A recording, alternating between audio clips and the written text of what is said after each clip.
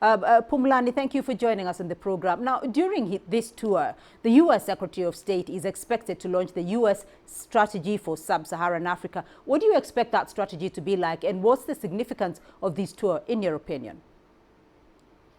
Well, the strategy would be more of something that calls for closer relations between the US and Africa. Because, we're at a situation now where we are seeing basically what I could call the powers, the superpowers, coming into Africa, making inroads. As you mentioned earlier, we saw Sergei Lavrov, the foreign minister of Russia, coming to Africa last month. We also saw Emmanuel Macron from Europe, from the Western world, coming to Africa as well. We have also seen China also getting closer to Africa over the past, years. So there are those power dynamics. So the strategy by the US will be to basically make the case that Africa needs to, get closer to itself and Western partners than the idea of getting closer to China or to Russia. So I mean, very much in agreement with the former U.S. Secretary of State, Dr. Henry Kissinger, when he says that U.S. and China are in the foothills of a Cold War. Basically, the Cold War II has begun.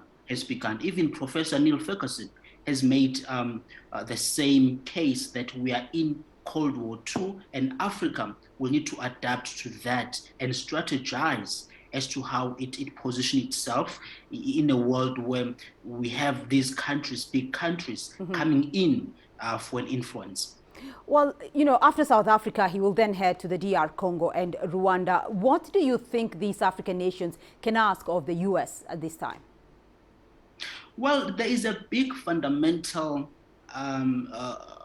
problem in the world right now that is causing misery, that has destabilized markets, where we have seen oil prices skyrocketing, where we have seen a wave of inflations across different countries, and that is the Ukraine-Russia war.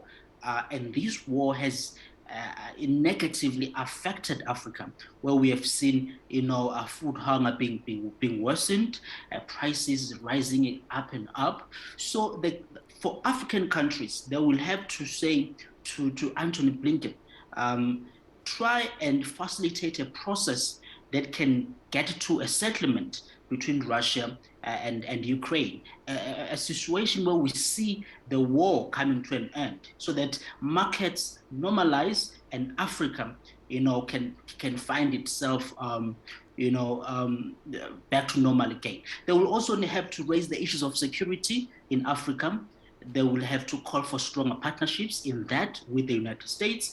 They will also have to call for matters of different issues as to how trade gets stronger, how investments can get stronger between the two regions. So those are the key three issues that these countries will have to, I believe, raise to the U.S. Secretary of State.